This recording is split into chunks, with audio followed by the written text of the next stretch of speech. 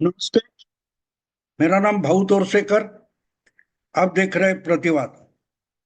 दोस्तों, कभी कभी हमारे पास किसी सब्जेक्ट की विषय की पूरी जानकारी नहीं होती और जो खबरें हमारे सामने आती है उस पर हम तत्काल रिएक्ट हो जाते हैं। और फिर जब जानकारी पूरी आ जाती है तब चकित होने का समय हम पर आ जाता है, क्योंकि हमारे पास रिएक्ट होते वक्त पूरी जानकारी नहीं होती। अभी देखिए, जो अफगानिस्तान के विदेश मंत्री मुत्तकी आमिर खान, जो भारत आए हुए 6-7 दिनों से भारत में है, उनकी जो सरकार से बातें होनी थी हो गई। उसके बाद भारत में उत्तर प्रदेश में मुस्लिमों का, इस्लाम का एक बड़ा धर्मपीठ है जिसको देवबंद बोला जाता है। और बहुत सारे कुछ 600-200 सालों से पहले ये धर्मपीठ की स्थापना हुई थी और यहां से बहुत सारे धर्मगुरु, इस्लाम के स्कॉलर पैदा हुए, पढ़े लिखे, दुनिया भर गए। तो ये जो देवबंद है, वहां ये विदेश मंत्री, अफगानिस्तान के विदेश मंत्री मुत्तकी जा पहुंचे और इस पर जो रिएक्शन आ गई है, सरकार के खिलाफ आ रही है और सरकार के समर्थक ही सरकार के खिलाफ बोल रहे हैं। इनको समझ में नहीं आ रहा है कि ये क्या है। एक तो तालिबान को बुलाया, ठीक है, वो जो इंटरनेशनल रणनीति होती है, राजनीति होती है, उसके तहत अब पाकिस्तान को सताना है या पाकिस्तान को घेरे में डालना है, इसके लिए अफगानिस्तान की और तालिबान की मदद चाहिए, तो ठीक है। लेकिन जो इंसान तालिबान है और कट्टर इस्लामिस्ट है, वो अगर भारत के किसी कट्टर इस्लामिक धर्मपीठ के सामने जाता है, उधर उसको मिलने के लिए भीड़ जुट जाती है, तो कुछ उतावले हिंदुत्ववादी जो बहुत सारी चीजें जानते नहीं, वो परेशान हो गए, हैरान हो गए, ये क्या कर रहा है, मोदी क्या कर रहा है, मोदी मुल्ला बन गया, यहां तक रिएक्शन आ गई। मैं भी देख रहा था, मैं भी सुन रहा था, लेकिन फिर भी इस पर मैंने बात नहीं की थी। लेकिन अब लगता है कि इस पर कुछ बातें होनी चाहिए। इसका कारण एक और अजीब है। जो खुद को मुस्लिम नेता मानता है और कट्टर इस्लामिस्ट मानता है, ऐसा असाउद्दीन ओवैसी, जो हैदराबाद का एमपी है लोकसभा का, उसने भी अफगान विदेश मंत्री का देवबंद जाना, उसका स्वागत किया है। बहुत सारे लोगों को अजीब लगेगा, ये क्या है कि मोदी के समर्थन में ओवैसी कैसे आ गए। वैसे तो ओवैसी इसके पहले ऑपरेशन सिंदूर के समय, आपको याद होगा, तो जो अलग अलग 8 डेलीगेशन दुनिया भर भेजे गए थे ऑपरेशन सिंदूर के मामले में, तो कांग्रेस उसका बहिष्कार कर रही थी।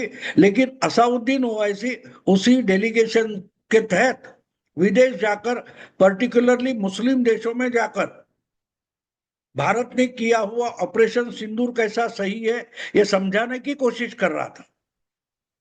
तो वही असाउद्दीन ओवैसी मोदी के हर नीति का, भाजपा के हर नीति का या भारत सरकार, भाजपा की सरकार का हमेशा समर्थन नहीं करता।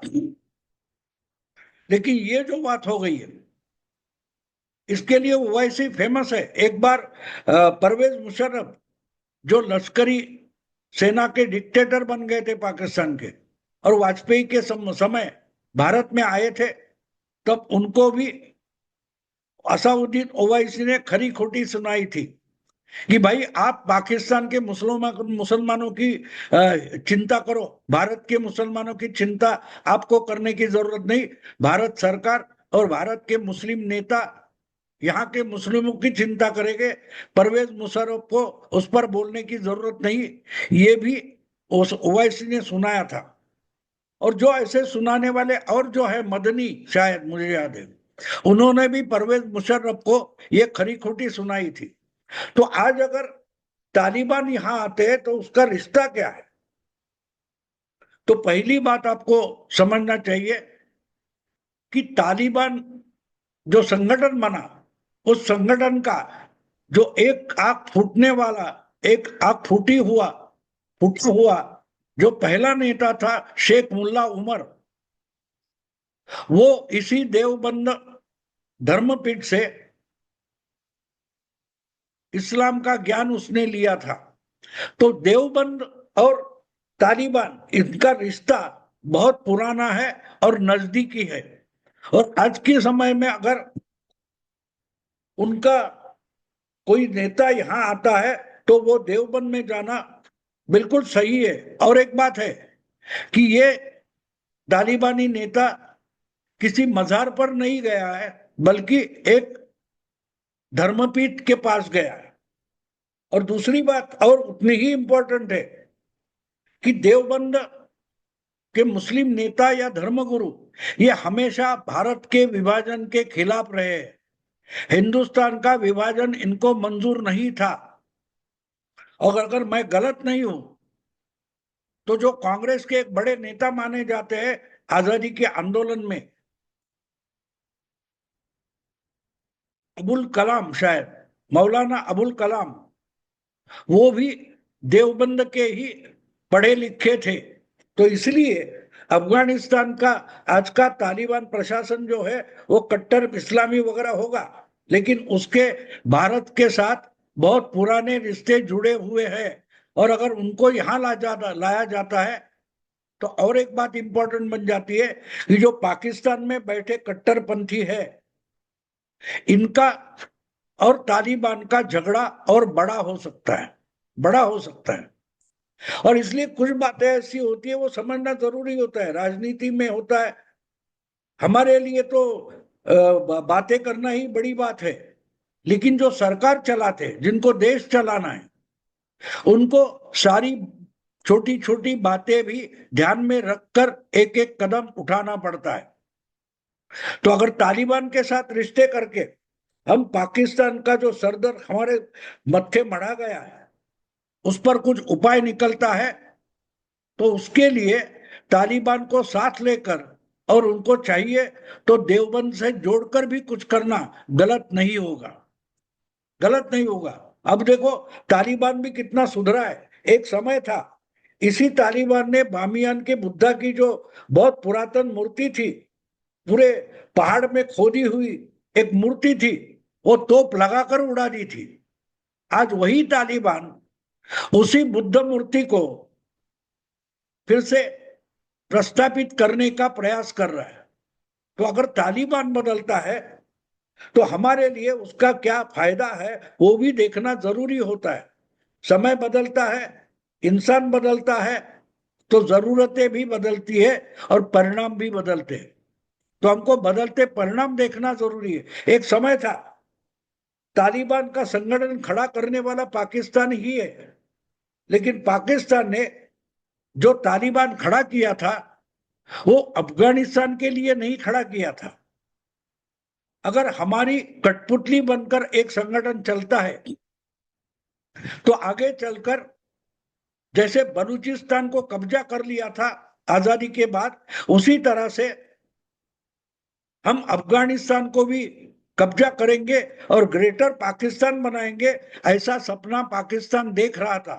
और इसलिए सोवियत और अमेरिकन लड़ाई के बीच में मुजाहिदीन तालिबान वगैरह बनाने में जो पैसा मिल रहा था और प्रयास चल रहे थे, उसमें पाकिस्तान ने उसको अपनी पॉलिसी बनाई। उसका कारण उनके लिए एक सपना था कि पूरा अफगानिस्तान ही पाकिस्तान के साथ जोड़ लेंगे। तो आज अगर तालिबान और पाकिस्तान इनों में झगड़ा पैदा हो रहा है या एक दूसरे के दुश्मन बन रहे, तो हमको उसका फायदा उठाना चाहिए। भारत को उसका फायदा उठाना चाहिए। अपनी अपनी श्रद्धा, अपनी अपनी आस्था, इसके लिए राजनीति नहीं चलती। राजनीति में एक समूह का, एक देश का, एक समाज का हित देखना पड़ता है।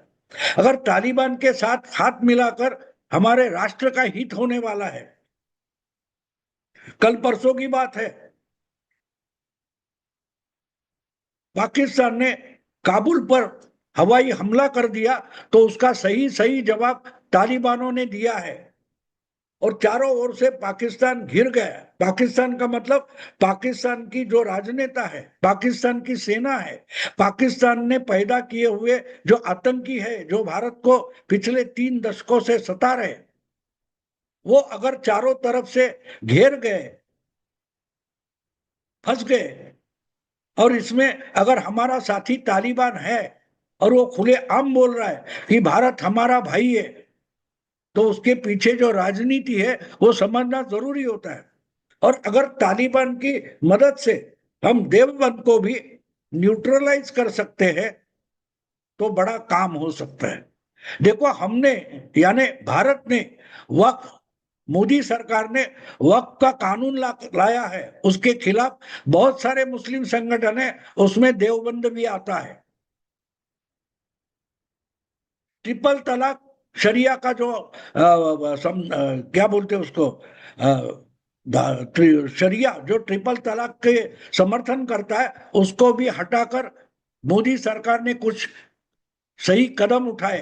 अगर तालिबान उसके समर्थन में आ जाता है, तो ट्रिपल तलाक जो कानून मोदी ने बनाया है, उसके भी समर्थन में तालिबान खड़ा होता है, तो वो देवबंद को भी समझा सकता है।